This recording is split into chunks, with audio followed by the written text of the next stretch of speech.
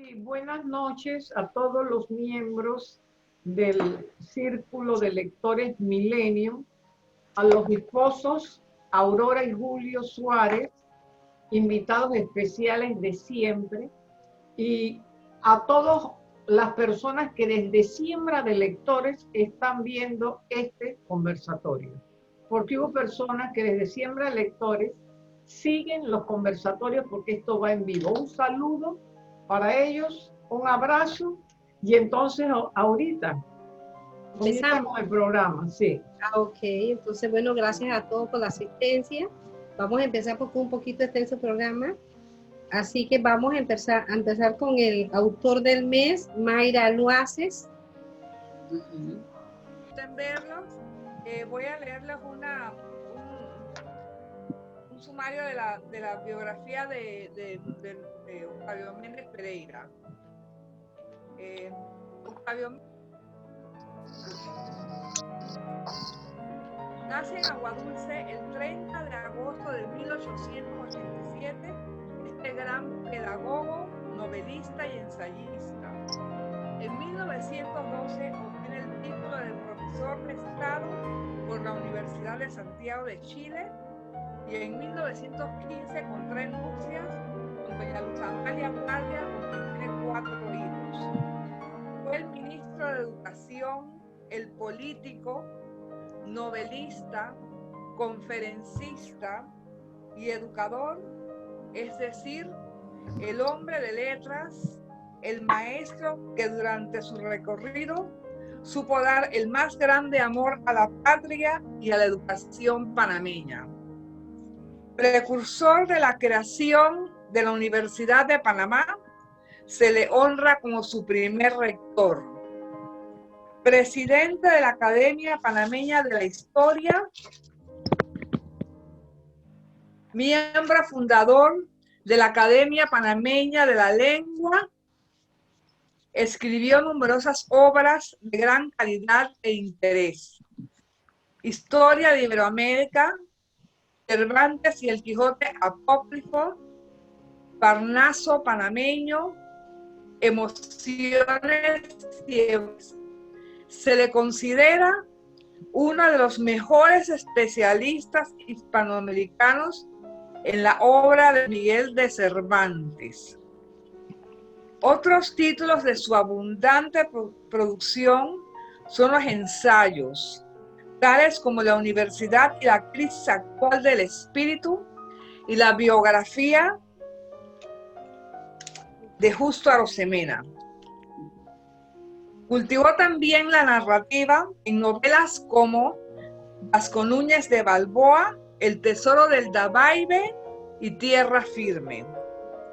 Octavio Méndez Pereira logró estructurar para siempre las enseñanzas en las escuelas panameñas y fundó escuelas rurales y normales en las que elaboró un andamiaje de la cultura, publicó una gramática elemental y fundó y puso en marcha a la Universidad de Panamá.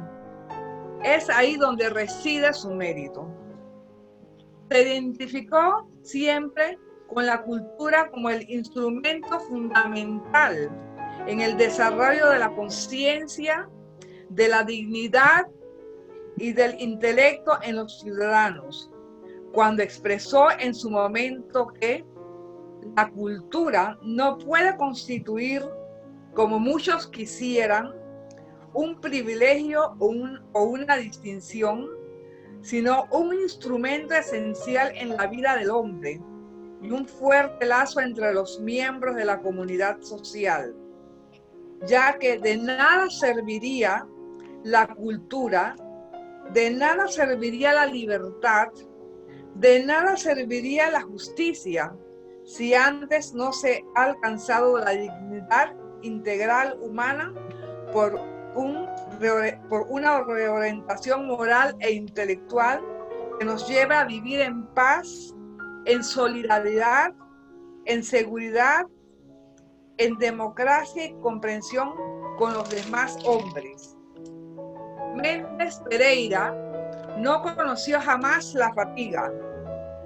ni el desaliento cuando se trató de servir a la gran causa de la educación nacional. Propulsor del arte.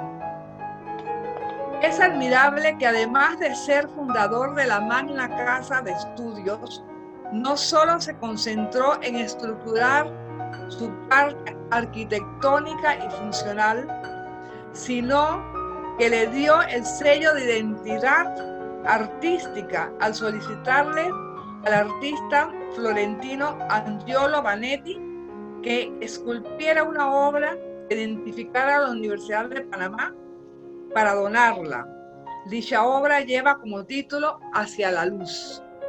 Es la estatua que está frente a los estacionamientos.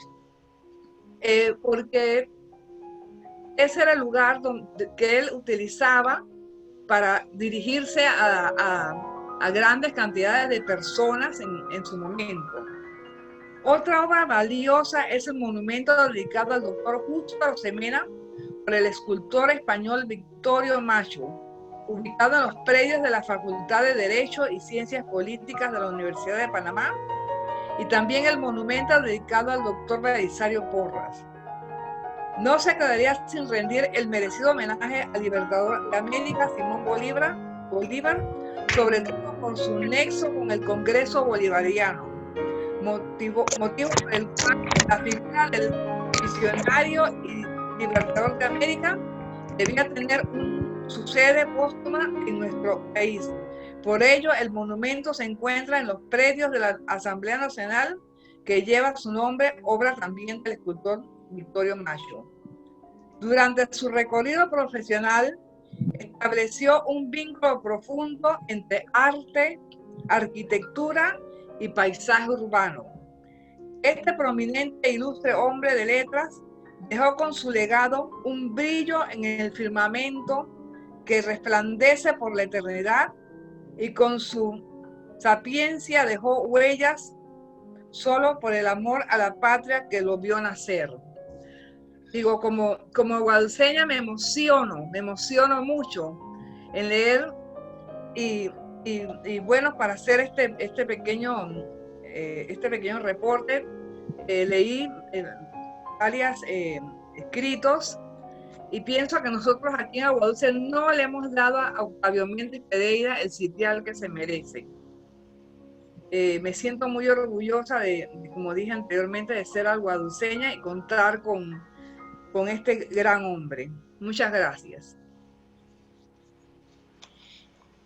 Interesante, Mayra. Bueno, Rosemary Tapia nos tiene algo de la noveleta de Rosa María Tapia. Sí, voy a comentarles la novela más reciente. Rosa María ya tiene 6 novelas, Guardacostas, narrada en tercera persona desde diversos puntos de vista de Apolo, el personaje principal. El ritmo narrativo es trepidante, no decae a lo largo de la novela. Rosy Tapia dosifica de forma acertada las líneas temporales, los datos que ofrece para que el lector tenga una clara composición de lo ocurrido en torno a la figura de Apolo. Uno de los tiempos narrativos es la niñez de Apolo. Cuando nace, sus padres ya no se amaban, ya eran más bien socios del negocio familiar. En su niñez, Apolo tuvo 2 anclas, su perra Daisy y el programa del Chavo del Ocho. Nicola, el padre de Apolo, lo amaba, pero lo trataba con mano dura hasta el punto que regala su perra para eliminar la dependencia del niño con su mascota. Esto provoca el odio del niño, que pasarán años para que lo perdone. En ese momento, Apolo se convirtió en un náufrago en su corazón, pues Daisy fue una ancla que lo mantenía aferrado a la vida. El único refugio que le queda es el programa de los Chavos del Ocho, y el padre no se atreve a tomar una acción porque es en el único lapso de tiempo que escuchan las carcajadas de su hijo. Debido a la depresión del niño, lo envían a Italia a pasar unos meses con su abuela, la nona. Apolo tiene 7 años cuando viaja a Italia con una aeromoza. La conexión con su abuela fue casi inmediata. Apolo se sintió amado. En una excursión a la isla en un barco, se hunden 12 personas, quedaron náufragas y solo sobrevive Apolo, quien se aferró a un pedazo de madera. Los años pasaron y Apolo se graduó de secundaria con sus mejores amigos Felipe y Ernesto y deciden estudiar veterinaria por su amor a los animales. Sus amigos lo animan a seguir su segunda pasión, la escritura, y se convierte en un escritor de éxito. Apolo encuentra otra isla cuando adopta a Rocco, un perro rastreador de almas en la adversidad, que lo acompañará por muchos años. Tiempo después se casa con Claire y ella entendió que debía respetar los momentos de tristeza de Apolo. Cuando Rocco enferma, Apolo enloquece, vuelve a experimentar la angustia cuando supo que su perrita Daisy se negó a comer hasta morir, cuando su padre la regaló. Otro golpe para Apolo es la muerte del personaje del Chavo del Ocho, Roberto Gómez Bolaño. Cuando regresa a Italia para asistir a un homenaje a las personas que murieron en el naufragio, aprovecha para llevar las cenizas de su padre. Suelta el rencor y recuerda que siempre hubo amor y comprende que esa sensación se denomina perdón. Después de superar muchas pruebas, Apolo comprende que se lucha por sobrevivir sin comprender las razones que nos lanzaron al mar. Somos náufragos que soñamos isla. Se percibe sobreviviente, entonces se transforma en luz de faro de almas ciegas, en guardacostas, personas con una espiritualidad que los impulsa a lanzarse al mar y nadar para llevar a la orilla a los náufragos, a esos que sueñan isla. Gracias. Bonito. Ajá, ese de Rosa María Tapia. Sí. Y entonces vamos a aprovechar que Kervin tiene señal para que Kervin nos comente su obra leída.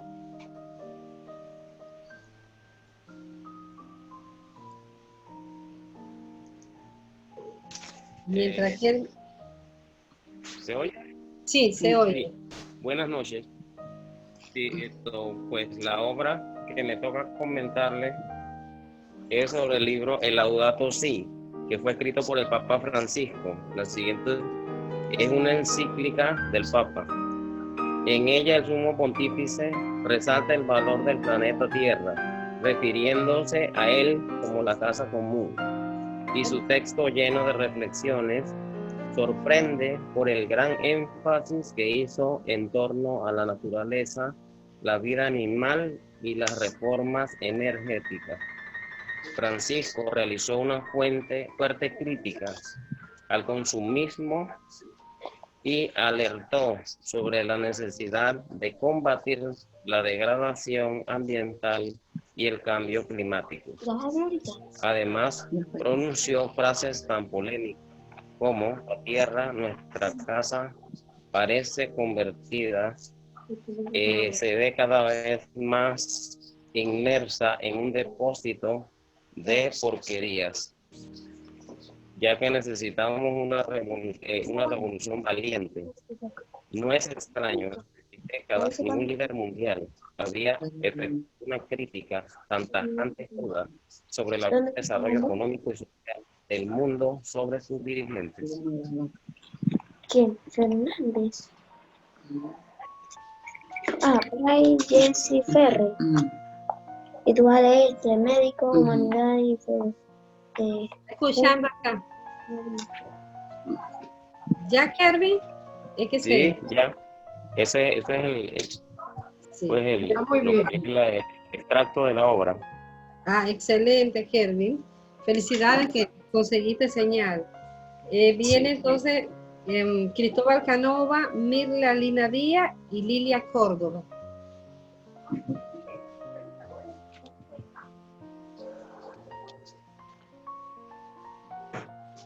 Muy buenas noches a todos. Le haremos un comentario de la novela Terror en la Luna, de JJ Benítez, un escritor español. La obra es de tipo ciencia ficción, completa una trilogía extraordinaria en cuanto al registro fotográfico del fenómeno ovni, según dicen los entendidos en la materia, o sea, objetos voladores no identificados. El escritor J.J. Benítez, como en otras obras, Los Visitantes y La Gran Oleada, reúne testimonios, historias y registros sorprendentes para el lector en esta trilogía relacionada al fenómeno OVNI. En esta obra específicamente, Terror en la Luna, se trata de probar las avistaciones que hicieron los astronautas en relación a individuos no terrestres después del alunizaje en 1969 en el programa del Apolo 11. La trilogía también tiene una gran importancia para los amantes del estudio de la ufología, o sea, de los objetos voladores no identificados, porque ella reúne alrededor de más de 1000 fotografías que han sido logradas desde el siglo XIX hasta nuestros días. En relación al autor, J.J. Benítez es un periodista y escritor español, nació en 1946. Es muy conocido por su trabajo dedicado a la ufología, o sea, al estudio de los ovnis. En la actualidad ha publicado más de 62 obras de varios géneros literarios, incluyendo 11 volúmenes de sus leyendas muy conocidas, El Caballo de Troya. Gracias.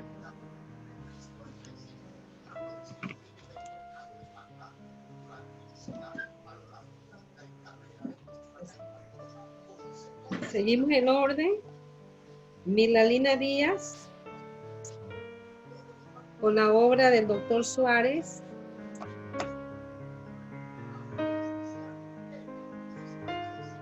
Ya, Mirlo.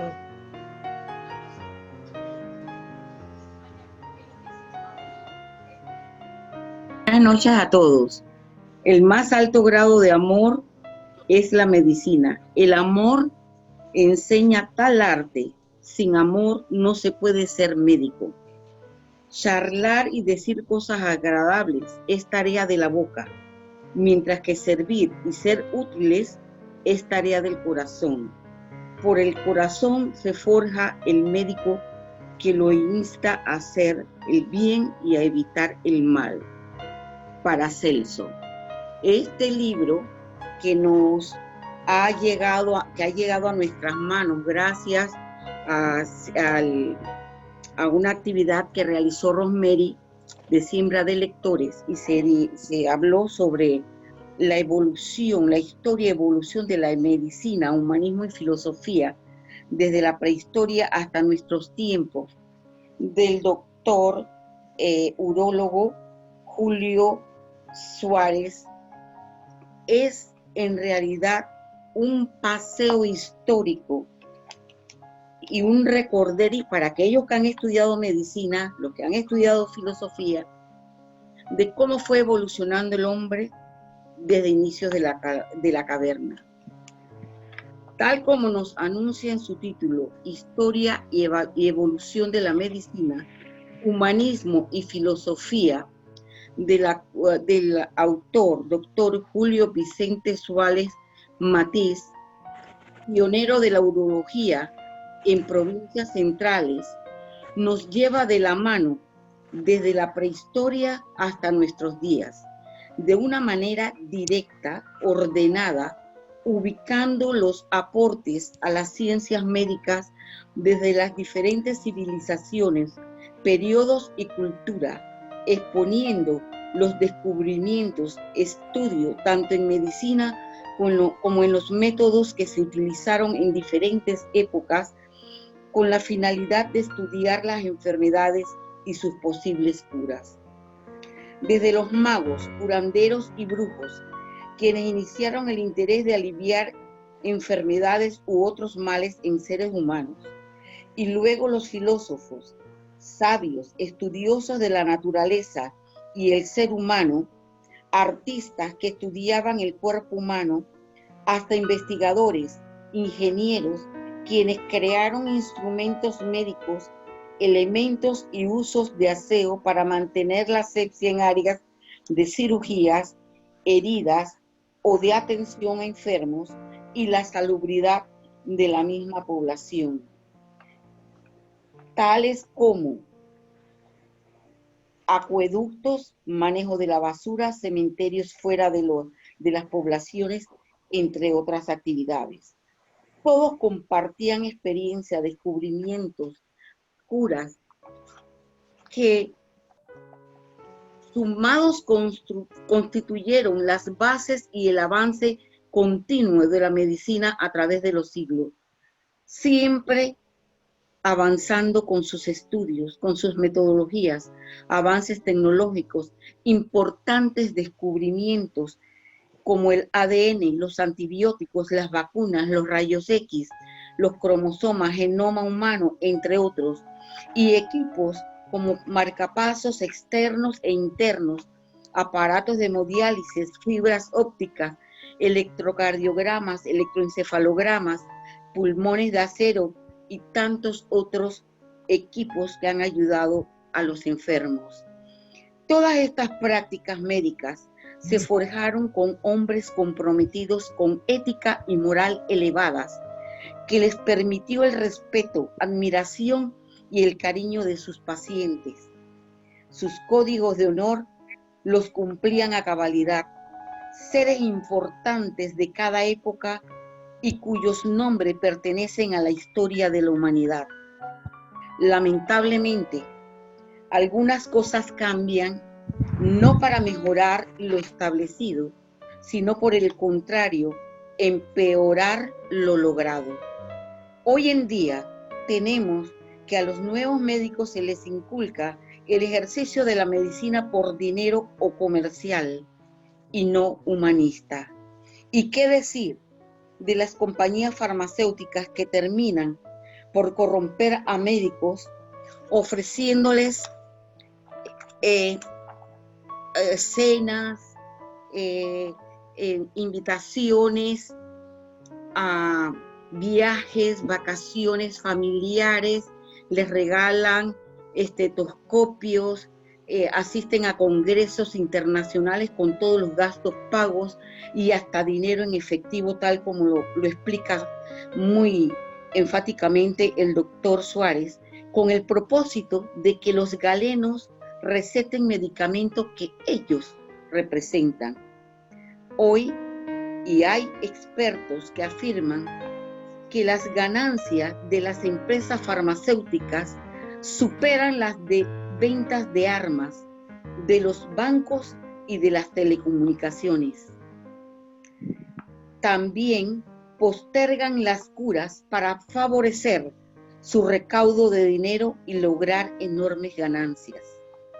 La ética médica, desde el Código de Hammurabi, el juramento hipocrático, la oración de Maimónides, los códigos de Nuremberg, el de Helsinki, la Declaración de Ginebra, buscan el beneficio del paciente en lo relacionado a su salud y no al beneficio económico del médico.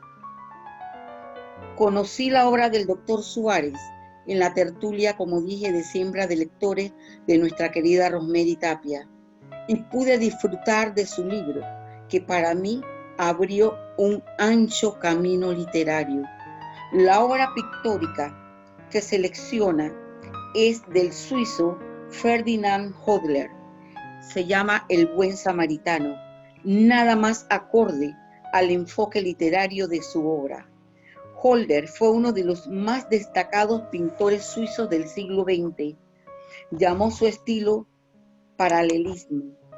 Otras obras famosas fue El Leñador. Hodler casó con la señora Berta Jacques, y conoció, tras la muerte de su esposa, a su amante Valentin Godet Darel. Ella fue diagnosticada de cáncer y Hodler estuvo a su lado y comenzó a trabajar en una obra plasmando en ellas la agonía de su querida amante. Ella murió y a los 3 años de tristeza, se piensa, murió Holder también. Él dejó una serie de obras muy importantes y en su caminar y su desarrollo pictórico, él estuvo caminando en diferentes y pintando diferentes etapas, diferentes formas que lo llevaron a él a crear eso que él llamaba su paralelismo pictórico. En esta obra, el excelente trabajo del doctor Suárez me llama mucho la atención porque actualmente nosotros estamos con el COVID y estamos viendo la carrera por conseguir las vacunas. No me extrañaría que al finalizar toda esa carrera encontráramos que vamos a necesitar de 3 a 4 vacunas de diferentes colores, de diferentes nombres, de diferentes sabores, y espero que realmente funcionen, porque yo no creo que en tan poco tiempo puedan obtener una vacuna que realmente funcione a cabalidad y no implique perjuicio para a quien se la administran. Yo pienso que en este afán por conseguir una vacuna, espero no se haga más lucro con el dolor ajeno. Ya bastante tuvimos con esta enfermedad que fue creada, no nos la mandó Dios, ¿eh? Esto no fue de la naturaleza, fue creada y no he visto un solo país que señale dónde comenzó la pandemia, quiénes fueron los que crearon este monstruo y que tienen que responder por este genocidio universal que ha creado este monstruo que ellos soltaron. Entonces, esta obra del doctor Suárez para mí es sumamente importante porque nos abre los ojos con lo que están haciendo las farmacéuticas, nos abre los ojos con la formación de los nuevos médicos, y ahora entiendo por qué a los médicos de Cuba, que vienen egresados de Cuba, pero panameños, donde la medicina es preventiva, no les permiten casi trabajar. Tenemos tantos panameños graduados de muy buenas universidades y no se les permite trabajar por las roscas perpetuas que existen aquí. Este libro me ha llamado mucho la atención, lo he disfrutado y también se lo he recomendado a mis familiares médicos. Muchas gracias. Excelente, Mirla. El libro, para quienes quieren, ¿dónde se puede conseguir? Sé que en Chitré.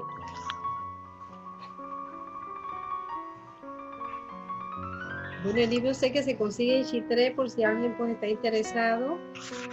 Mirla pues después dando los datos. Continuamos. Pueden comunicar conmigo y yo les doy los datos de Aurora, la esposa del doctor Julio Suárez. Ah, ok. Rosemary también. Yo tengo el teléfono, cualquier cosa, pues con mucho gusto. Continuamos, siempre presentamos el autor del mes y la portada del mes. En este caso, vamos a hacer un pequeño adelanto con Jairo, que pudo conseguir señal. Y continuamos el orden. Bienvenido, Jairo, con la portada del mes.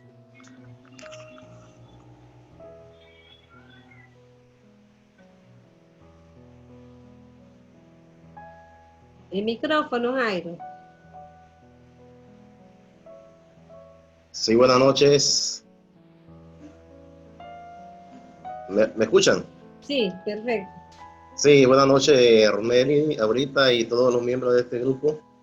La portada del mes, voy a hablar sobre Mujer en Fuga, una portada que a simple vista llama la atención e invita a leer a todo al que le dé un vistazo a este libro.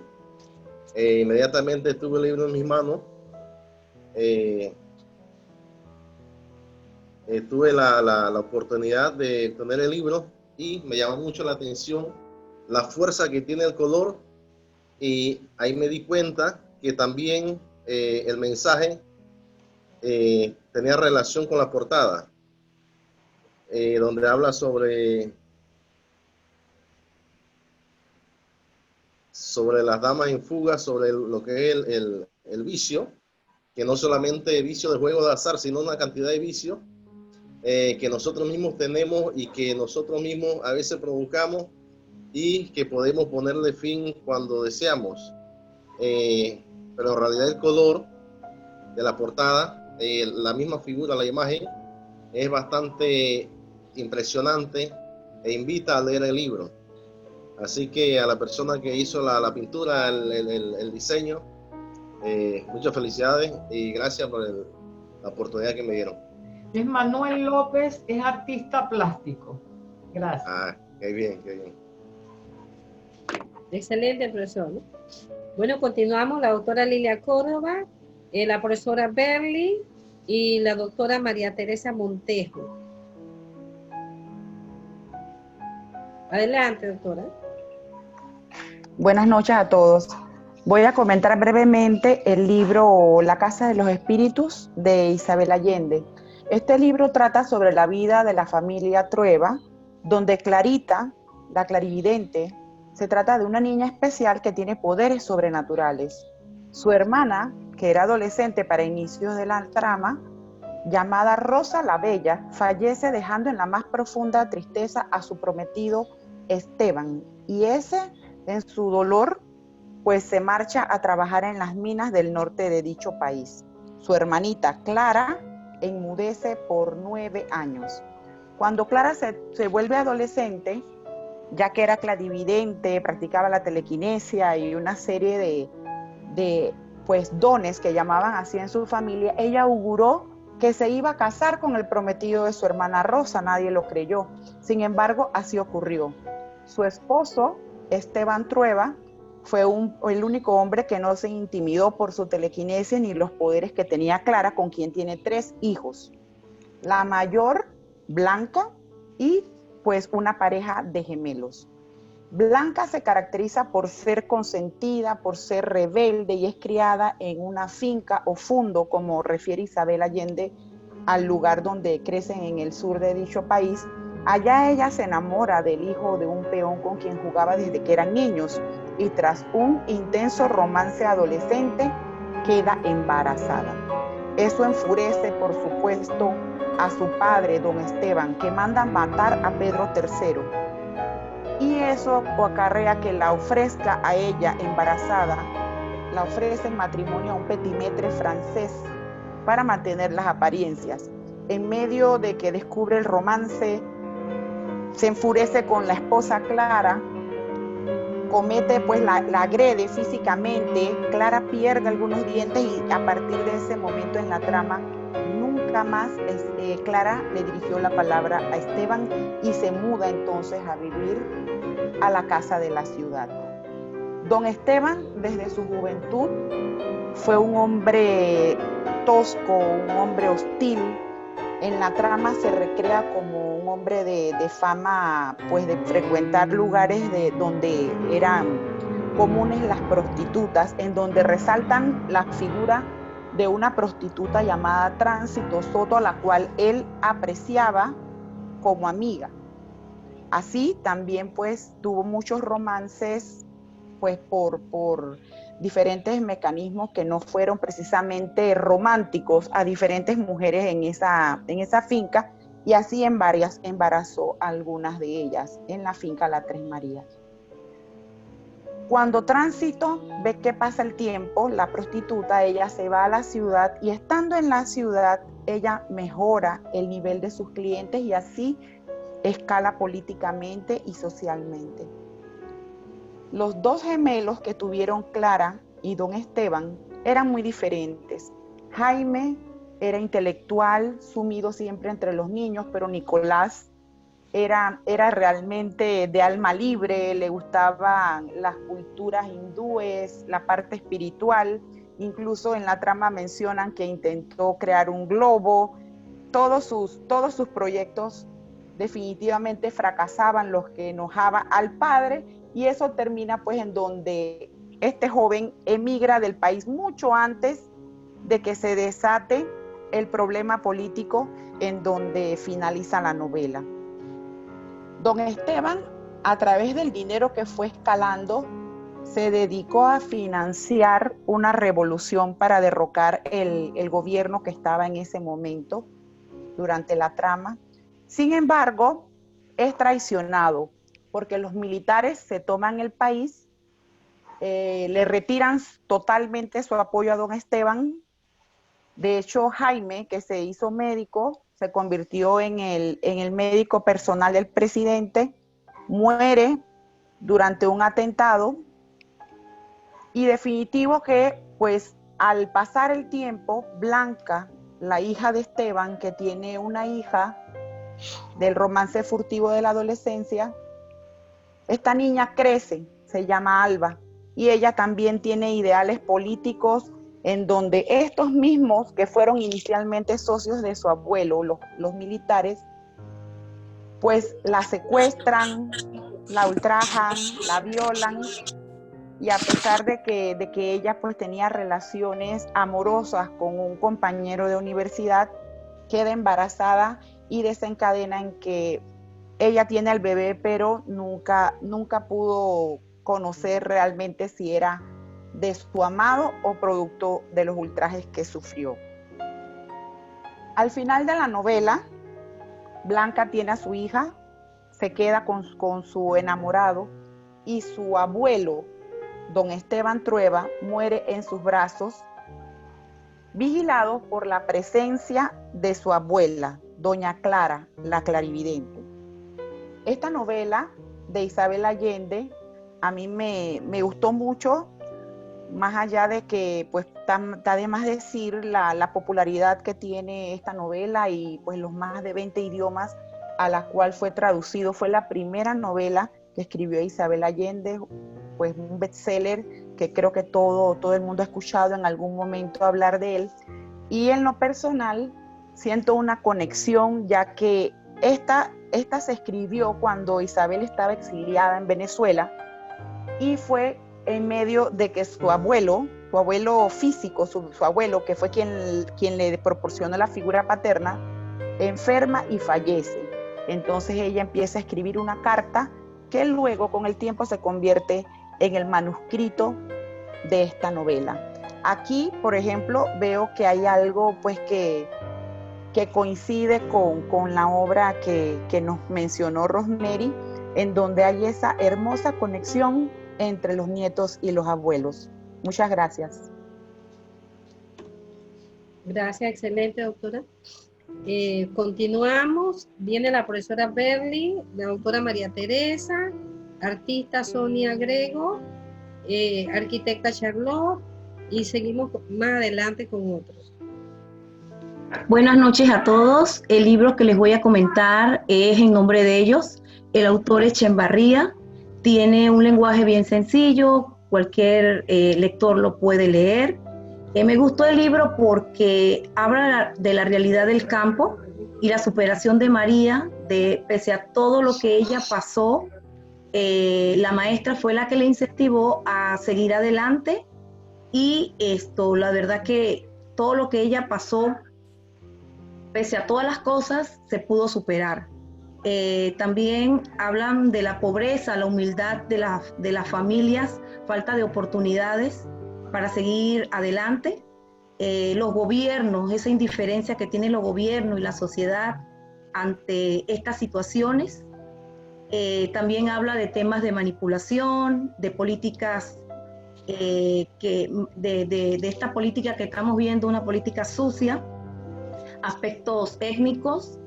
También habla de la degradación de la mujer en su parte sexual y también en sus derechos, y entre otros temas, ¿no? Desgastantes de la sociedad. Y la verdad que el libro es bien interesante, nos recrea en esa campiña y también en la ciudad, y de cómo las personas pues se superan, estando donde estén, pero siempre con esas ganas de esa superación.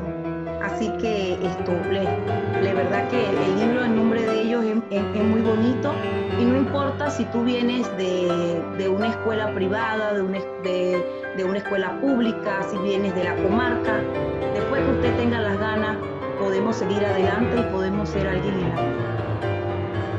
Excelente. Doctora Montejo.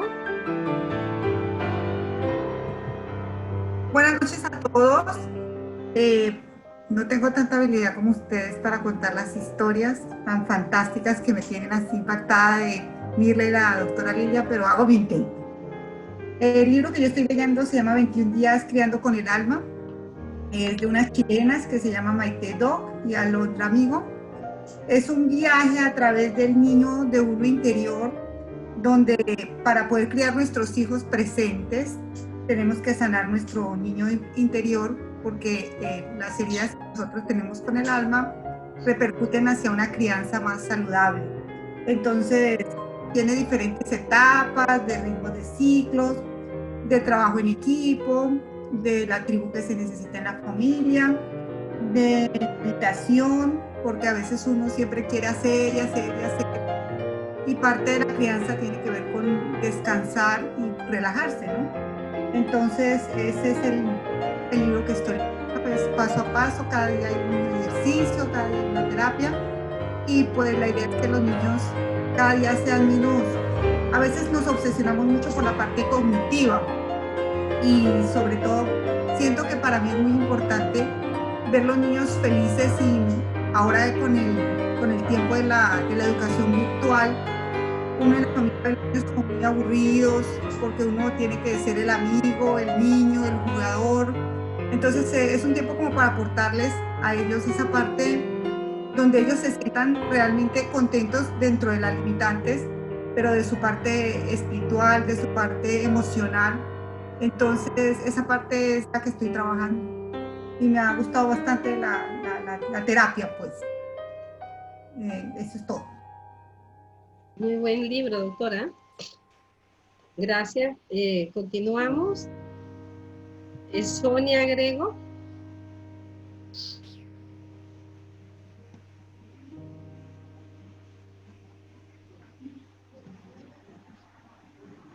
El micrófono, Sonia.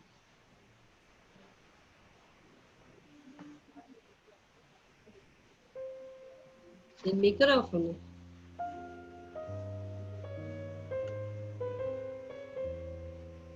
Con Sonia. Ok, ahora estoy. ¿Me escuchan? Sí, bien. Ok, gracias. Buenas noches a todos. Bien, en esta pandemia que nos ha confinado todo en la casa, he retomado muchos libros en la mano, he leído bastante, y he reencontrado una de mis escritoras preferidas, que es Agatha Christie, con su género policial. No sé si alguno lo conoce, sabrán quién es. Excelente. Ella es maestra en la descripción de los personajes, de los paisajes y en la construcción de los diálogos, ¿no?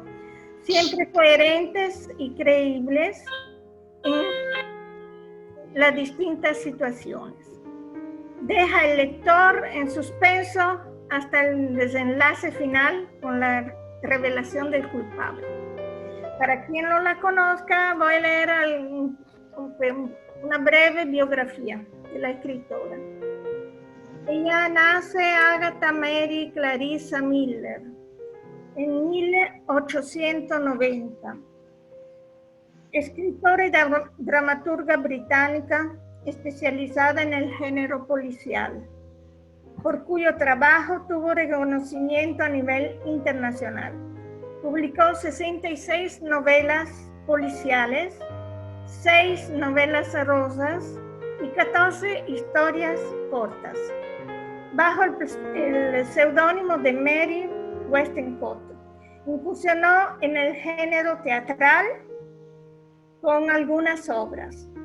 Nació en una familia de clase media alta y recibió una educación privada hasta su adolescencia. Después en varios institutos en París, estudió en varios institutos en París. Durante la Primera Guerra Mundial trabajó como enfermera, publicó su primera novela en la cual introdujo el personaje del detective Hércules Poirot, el misterioso caso de Styles Court, en el 1920. Miss Marple, Tommy y Tuppence de Berenford son otros personajes recurrentes en sus novelas.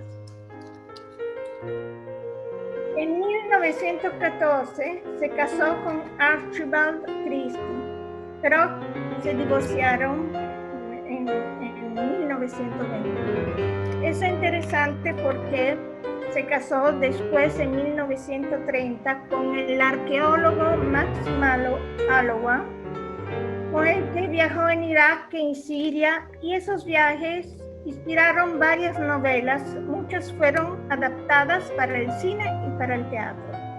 Fue designada comendadora de la Orden del Imperio Británico por la reina Isabel II, y el libro Guinness de los récords la califica como la novelista que más obra ha vendido de todos los tiempos. 2.000 millones de copias, y es más traducida. Imagínense que son 103 idiomas. En 2013, su obra El asesinato de Roger Ackroyd fue elegida como la mejor novela de crimen de todos los tiempos por 600 miembros de la Asociación de Escritores del Crimen.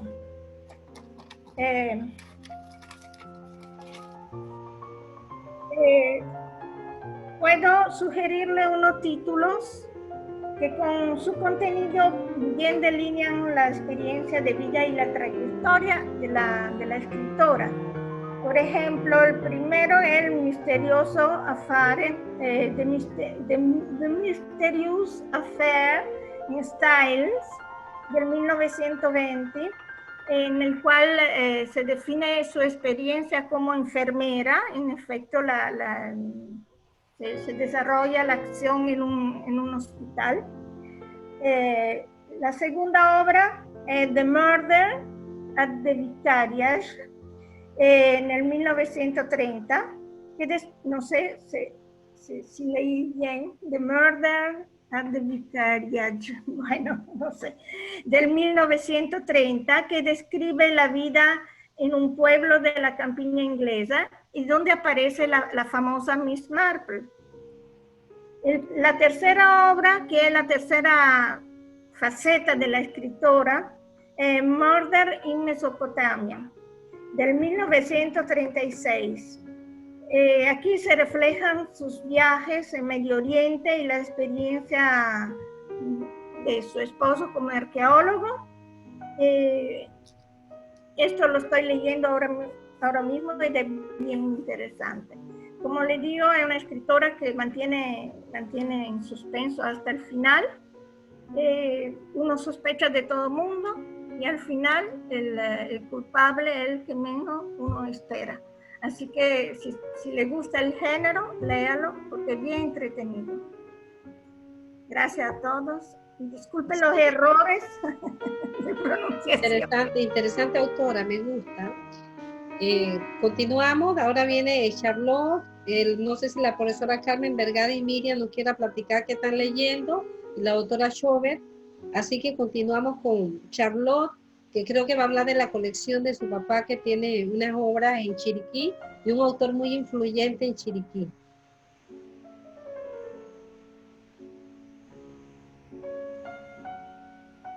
Charlotte.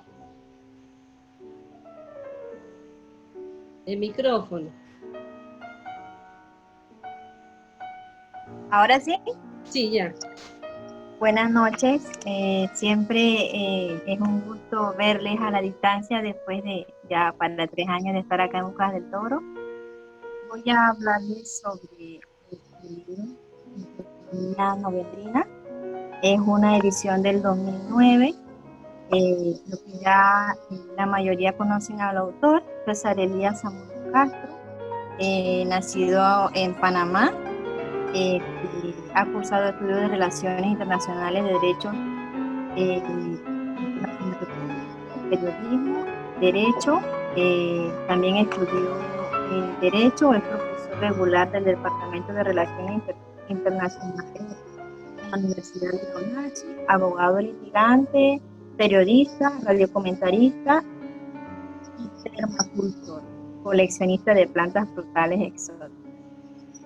Voy a iniciar leyendo aquí. Dice: si quieres conocer a los grandes patriotas, el libro se llama Mitología Novembrina.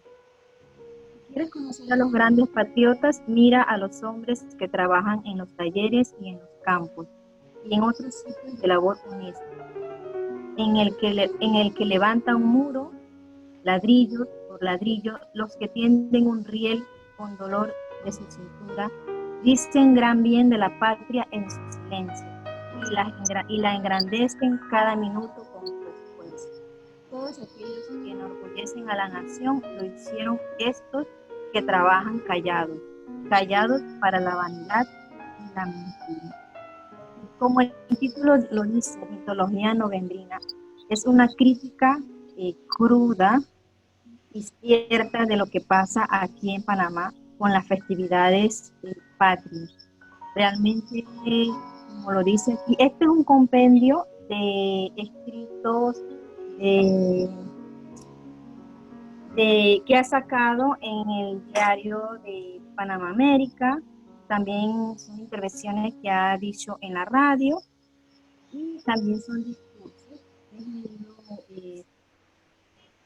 corto, delgado, pero que es una crítica cruda sobre cómo el panameño es proclive de lo que es festejar y no pensar. Aquí dice, el que esta línea escribe, el señor César Elías, se describe como un elemento ultrapatriótico. Sin embargo, esta posición o discusión patriótica desde el punto de vista ideológico nunca ha sido bien comprendida. Como se ha dicho hasta la saciedad, más de un siglo de jolgorio patriótico en Panamá. Esto significa que notoriamente algo no está funcionando bien. ¿Por qué no funciona bien el patriotismo en los panameños? Hay varias razones. Una de ellas es mal de las personas. La otra con las actitudes y las emociones de la población. Esta interrogante: ¿quién fabrica nuestras emociones y creencias patrióticas? Entre los títulos aquí pues que me llaman la atención, he leído todos sus libros. Entre los títulos que me llaman la atención, La fábula de Rufina Alfaro. El otro es El país de Alicia Varela.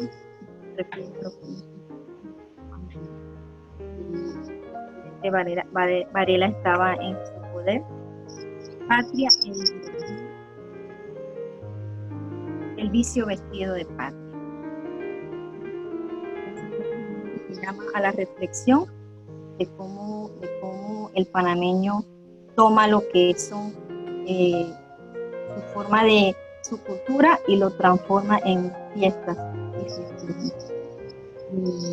Entonces, leyendo esta parte que me gusta, que dicen todos los libros, dicen, todos los derechos desprotegidos, copia, lee y reproduce por cualquier medio este libro. La patria te lo agradecerá. La cultura es el único bien que se necesita. Y aquí se los dejo, pues. Yo tengo acá varios ejemplares y ya creo que hay en varias librerías. Gracias, Charlotte. Es un libro que considero que todos los panameños debemos leer. Mitología Novembrina. Él ha hecho un estudio interesante, es un intelectual de la investigación, de las tradiciones, y realmente el libro vale la pena leer. Mitología Novembrina, ¿verdad, Charlotte? Bueno, continuamos para ver si nos quieren comentar qué están leyendo, qué han leído brevemente. La profesora Carmen, está la autora Chover, está también Miriam de las aventureras que siempre nos acompaña. Gracias, Miriam de León, por acompañarnos. Y Charlotte desde Boca de Toro, que se ha integrado, que es una sociedad activa, pero sin importa para Boca, y la hemos, ¿no? traído de vuelta. Así que nos queda, no sé, Carmen Vergara está. Miriam. Si nos quieres comentar qué estás leyendo brevemente, Miriam.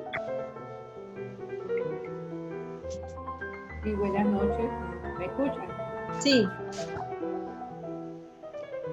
Buenas noches. Que reciban un saludo fraternal del Círculo de Lectura Las Aventureras, que siempre está en nuestros corazones. Ahora mismo nos encontramos leyendo el libro de nuestra querida Rosemary, Niña Bella, que queremos aplicarlo. Es un libro muy acaparador. Cuando uno empieza a leerlo ya no quiere dejar de leerlo, pero ahí los compromisos, ahí nos vamos poquito a poquito y nos entretenemos. Es el personaje, bueno, nosotros las abuelitas pues, acaparadoras y dándole muchos valores a nuestros nietos, que usted sabe que la situación hoy en día está bien difícil, porque las cosas han cambiado tanto y confiemos en Dios en que podamos hacer un buen trabajo con ellos. Y bueno, nos alegramos mucho de siempre que nos tienen en cuenta y sabemos que estamos en los corazones de cada uno de ustedes, porque siempre somos unos hijos de ustedes, pues nacimos de ustedes. Con mucho cariño, Rosemary, estamos muy agradecidas por todas las cosas que hemos logrado y que tú siempre nos tienes en tu mente y en tu corazón, porque siempre te acuerdas de las aventureras. Así somos, unas aventureras en el corazón de cada una de ustedes. Muchas gracias y que tengan buenas noches. Gracias, Miriam, por comentar mi novela. Un abrazo. Sí. Bueno, y ya al final estamos con Juan Aguilar, pero no sé si veo a la profesora Carmen, no sé si... Carmen Vergara. ¿No quiera comentar? Bueno, mira, buenas noches. Buenas noches, voy a comentar brevemente. No, activar la cámara. Tiene que activar la cámara. ¿Puede activar la cámara, Carmen? No, es que ando en pijama. Ya. Dale. Adelante, Carmen. Mira, no voy a hablar brevemente no del último libro que estoy leyendo, sino que quiero en estos días de confinamiento, que uno está en la casa todo el día, uno se pone a pensar mucho, ¿ves? Y me vino a la mente unos poemas hermosos de Gloria Young, que ella se compenetra y vive y exterioriza todo lo que siente. Sobre todo me encanta el libro Fiebre, donde ella se vuelca a sí misma, las emociones, por la realidad que enfrenta. También tiene uno que me encanta, que es Templo de Agua, por su manejo de las figuras literarias, de su sentimiento, de su amor, el amor que todos tenemos adentro, pues, que ella lo manifiesta de una manera tan tierna, tan real, que logra transmitir en nosotros, sobre todo las mujeres, esa emoción y ese sentimiento. Cuando nosotros estamos ahora, como quien dice, si podemos decir así, confinados o guardados con el tremendo problema que tenemos de coronavirus, uno se siente muchas veces solo hasta con uno mismo. Y entonces yo tomo esos poemas y me recreo leyendo todo pues lo que ella expresa, su destello de naturaleza y todo lo que tenemos, lo que tenemos aquí enfrente de este mundo que estamos viendo, cómo nos ha afectado esta enfermedad. Sin embargo, en medio de todo esto, el amor sigue desatado en el corazón, como ella tiene un libro, Desatado el Corazón. Y son muy tiernos sus poemas y ha sido muy, ¿cómo le digo? Se confiesa a sí misma, ha sido muy comentada y yo sé que todas las que están aquí conocen los poemas de la amiga Gloria Young. Eso es lo que les quería comentar. Lo más reciente que he leído, no es el último libro que he leído, pero sí es lo más reciente que me ha inspirado, y me ha acompañado en estos momentos en que nos sentimos tan frustrados ante lo que está ocurriendo. Bueno, ese es mi aporte esta noche. Estoy fascinada de verlas, aunque sea de esta forma virtual, aunque yo me encuentro con algunas en la calle, ¿no? Pero no quise poner mi foto porque ya les digo, ya yo estaba, como quien dice, con mi pijamita y las veo bien arregladitas y eso. Bueno, esa es mi intervención. Deseo pues que sigan leyendo, que se sigan recreando, porque la literatura es un mundo que nos hace olvidarnos o nos hace compenetrarnos con nosotros mismos, y eso es muy importante. Muchas gracias. Gracias, Carmen, un honor. Carmen es una de las profesoras más destacadas y que siempre nos apoya, profesora de español, literata del Colegio de Poesía y siempre ha estado comprometida con la literatura. Es un honor tenerte, Carmen. Y sí, Gloria Young es una poeta romántica, erótica y vale la pena leerla.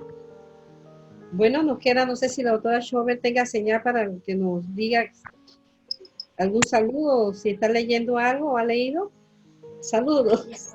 Bien, un saludo. No sé si tengo audio. ¿Tengo audio? Sí, se le escucha bien. Bueno, un saludo a todos, los extraño muchísimo. Estoy acá retirada, pues bien lejos de Agua Dulce, pero a la vez cerca porque los llevo siempre en el corazón. Gracias. Ahora trabajo más que antes. El trabajo es algo increíble cuidando a mi mamá. No tenemos aquí, no podemos tener empleados, así que estoy bastante ocupada y no he podido dedicarme al dulce placer de la lectura en mucho rato. Pero ya me estoy organizando para poder tener mis ratitos. Un saludo a todas, buenas noches Rosemary, buenas noches Aurita y todas las compañeras y compañeros, Mirla, todos tan bellos. Así es que pues pronto ya voy a poder participar y aportar. Buenas noches. Gracias, doctora. Qué honor tener aquí a la doctora Chovi, la doctora Montejo. Saludos a mis compañeros del hospital, a Lilia, todos los extraño muchísimo. Bueno, aquí estamos todos leyendo gracias a la Clínica Óptica San Juan, que es nuestra clínica. La doctora mi tocaya María Teresa, lo máximo. Son nuestros asesores visuales, gracias. Buenas noches Miriam, a todos. Los quiero mucho. Gracias. Sonia, hola. Mayra, María Teresa, a todos. Bueno, entonces tenemos, creo que solamente nos falta Juan. Continuamos entonces con Juan, que nos hace el cierre, y Rosemary nos dará la palabra del cierre. Juan nos tiene aquí ¿cómo es? Un comentario de esta vez de poesía española. Adelante, Juan. Muy buenas noches. Como todos ustedes saben, ella ahorita tiene una trayectoria en el mundo literario a través de la poesía, novela y otro género. Pero cuando uno habla de poesía, aunque uno puede tener cierta inclinación y hasta talento, o forzándose a hacerla, nada de eso servirá si no hay unas cuestiones del ABC. Y en esto se refiere a leer bastante poesía y tener predilecciones. En mi caso, desde bastante joven, tuve a José Martí con el verso libre. Sin embargo, hay autores panameños, autores centroamericanos y algunos europeos. Sin embargo, aunado a la línea de José Martí, hay del mundo literario España el autor Miguel Hernández Gilabert. Este autor, quizás no muy conocido acá en Panamá, sí en otras latitudes, tiene una relevancia múltiple, dado que hoy día tiene hasta centros y universidades de estudio de su obra. Fue escritor y dramaturgo español, nacido en 1910 del siglo pasado. Murió joven a causa de una lamentable persecución de aquel entonces la tiranía española. Me refiero a una guerra civil que ellos tuvieron. Este autor fue tan importante que ha estado catalogado en 2 generaciones de literatura. Y, aparte de esto, su importancia se reviste porque su formación fue autodidacta. vino de un entorno bastante pobre, casi que labriego, muy niño, en Alicante. Orihuela es su lugar. Y allí comienza esos pasos leyendo la literatura clásica española, tanto de Miguel de Cervantes como otros, Quevedo, etc. Se nutre de esta y conforma toda una estructura que impresionantemente enamoró a contrarios y adeptos, pero sobre todo al pueblo español que vivía crudas realidades y no veía ninguna salida a la situación de aquel entonces. Este personaje, Miguel Hernández, tiene entre sus obras El rayo que no cesa, obra impresionante por su carácter, por su pulcritud y su esmero en perfilar lo que es la poesía, la rima y el verso y la prosa de una singular manera. Él sufrió, posterior a la guerra civil, una persecución, fue encarcelado, pero ello no detuvo todo su quehacer. Él tuvo pues tragedias familiares, muerte de hijos, pobreza extrema, incluyendo con su esposa, y estuvo a punto de morir por fusilamiento, y fueron sus, aquel entonces, de algún modo, enemigos literarios quienes corrieron a su auxilio. Fue forzado a contraer matrimonio para que la mujer heredase los derechos de todos sus escritos y sus creaciones. Y quisieron también que antes de morir, como quien dice, se quebrara de sus ideales y de su pensamiento, mas él se sostuvo firme hasta el final. Él muere de tuberculosis a escasamente 32 años, murió muy joven.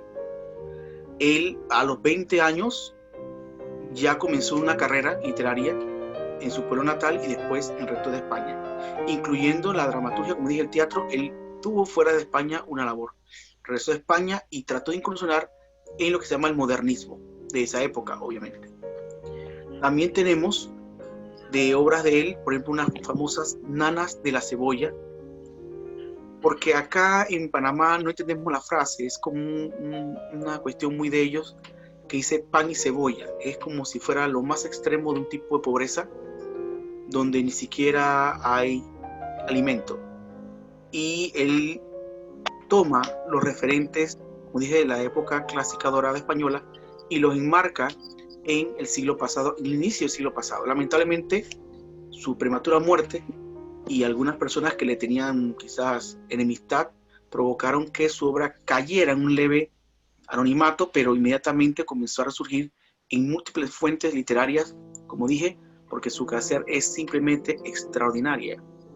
Dijo un poeta que era contemporáneo a él, para liberarlo de su muerte inminente ante este señor Franco, porque lo quería matar, y le dijo: usted sabrá de militares, de armas, de guerra, pero yo sé de poesía, y si lo mata él, nos mata a todos los españoles.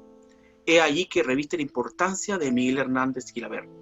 Sin embargo, repito, acá en América poco se habla, poco se conoce de él, y es tan vital, tan importante como los otros grandes, como un Neruda, como un Darío, como Ricardo Miró, un Corsi, una María de Casa, en un quehacer que dice ser la poesía, tener idea de quién es este señor.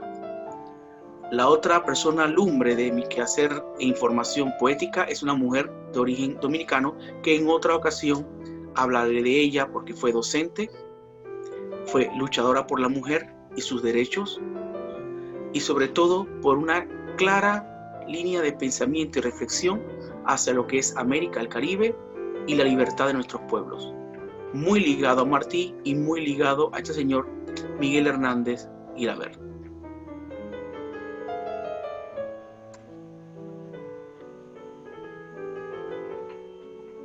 ¿Ya van? Sí, si quieren algo más de él, podemos hablar de sus temas principales, no los únicos, pero sí los principales. Se enmarcó dentro de la vida, el amor y la muerte. No significa esto que no lo tratara todo con una maestría. Por ejemplo, en el área de sonetos, tan difícil el soneto, él desarrolló una buena sección, igual que elegías. Y a nivel del campo, todo lo que fue su parte poética fue muy, muy apetecida por el pueblo. Le gustaba muchísimo la tropa, a los lugareños, al campesinado. Algunos le decían el poeta del campo, el poeta pastor. Tanto era así que la gente le buscaba porque tenía un carisma extraordinario. También, obviamente, se ligó a la parte periodística. Estuvo en varios periódicos y el quehacer, en este caso socialista, porque en la Guerra Civil Española había dos bandos, los conservadores y los socialistas. Y él estaba en el Partido Socialista y gracias a ello, entonces, tuvo una labor, como dije, viajó a otros lugares y al regresar trató de modernizar parte de la literatura española y parte del teatro español, incluyendo ciertos avances que hasta casi 30 años después de su muerte fue que vinieron a darse en plenitud. Ya en la época de la en vida, él trató de instaurarlo, de darlo a conocer, pero la Guerra Civil Española trastocó mucho de su divulgación de obra. Por ejemplo, está la obra El Niño Yuntero, como dije, también El Rayo que no cesa, Como el Toro he nacido para el luto. Él tenía una función de sección que algunos pocos poetas mantienen, hoy día le ponen numerito, pero él tenía el título y le ponía Como el Toro he nacido para el luto 1, Como el Toro he nacido para el luto 2. En algunas secuencias de su obra tenemos esta característica. Y bueno, tenemos a un extraordinario poeta que nos puede enseñar, yo digo que de aquí a 100 años más, porque su obra es simplemente impresionante.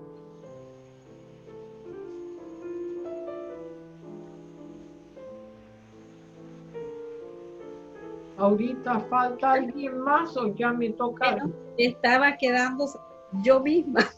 Ah, ya. Ok. Bueno, gracias a todos. Ya saben, la próxima sesión será otra, o en este caso, otra poetisa. Bueno, Juan, gracias. En realidad lo que dice Juan es interesante, es cierto, el soneto, de esa época, época Cervantes, siglo XV, el poeta que no escribía soneto, pues no era considerado poeta, había que meterse con la métrica. Era una poesía muy exigente, muy rigurosa y bueno, después vino Neruda, el verso libre y pudimos entrar con el verso libre, pero sí era una época más, la poesía más rigurosa. Interesante, Juan. Para los que no saben, aquí Juan, además de ser artista, Juan es poeta consagrado. Desde que lo conocí, Juan ha editado libros Raíz en el Cielo. Es una literatura crítica, no crítica, crítica que es una erudición bastante profunda entre la metafísica, el surrealismo. Esa poesía de Juan es bien interesante, hay que develar códigos, imágenes.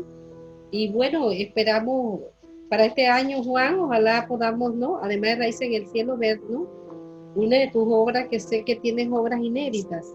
Así que pasamos más adelante, Juan, Felicidades, Juan, por el comentario.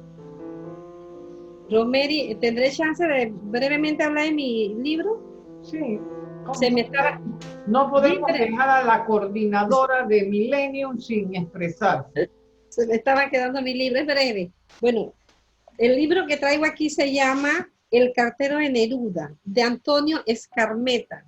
Es un libro que se llevó al cine, muy interesante. Es un autor chileno. En realidad el libro es sobre un honor que se le hace a Pablo Neruda. Él investigó todo sobre Neruda, la época de Neruda que le tocó vivir, su último año, junto a su gran amigo, la época de Allende. Toda esa época pues está aquí retratada. El libro es breve, es una breve crónica sobre Allende, la efervescencia política de Chile, década del 70. El escenario de este libro es la famosa Isla Negra, que es el lugar adorado por el poeta Neruda, donde él escribe, ahí tiene su campanario, su casa. Es el lugar preferido donde él escribe con el rumor del mar. Y creo que el que va a Chile siempre va a Isla Negra a conocer su casa, su historia. Yo lo recomiendo este libro. Y el libro, pues, el personaje principal es Neruda y su gran amigo, un pescador que después se convierte en el cartero. Llega Neruda a Isla Negra y llegan los sacos de cartas, y era el saco de cartas y todo el mundo pues sabían que eran las cartas para Neruda, y ellos entablan una amistad. Y realmente llama la atención en la obra la grandeza de un poeta, todo un símbolo nacional de Chile, y la amistad que hace con el cartero. Eso engrandece mucho a Neruda como ser humano. La obra es bien, bien sensible, emocionante, histórica. La recomiendo, sobre todo el tema de la amistad de un hombre tan grande y un pescador que es cartero. Y el lenguaje está interesante porque el lenguaje entre prosa y entre poesía. Y ya para cerrar, les voy a leer un pedacito aquí de la parte, ¿no? Dejo aquí unos versos del maestro para los más románticos. Mis palabras llovieron sobre ti acariciándote. Amé desde hace tiempo tu cuerpo de nácar soleado. Hasta te creo dueña del universo. Te traeré de las montañas flores alegres, avellanas oscuras y cestas silvestres de besos. Quiero hacer contigo lo que la primavera hace con los cerezos. De Antonio Escarmeta, El cartero de Neruda, está en película y se las recomiendo. Gracias. Bueno, ahora me toca a mí despedirlos hasta el año 2021. Wow. Diciembre siempre descansamos. Diciembre es un mes del año en la cual hay muchas reuniones familiares. Ahora no va a haber reuniones sino por Zoom, porque no hay de otra. Pero de todas formas hay que descansar, aunque sea un mes al año. Entonces los esperamos para enero, recibirán la invitación y un fuerte abrazo, felices Pascuas, prosperidad en el año nuevo y hasta siempre. Gracias por invitarnos a la familia Suárez y gracias a la profesora Mirla por sus comentarios.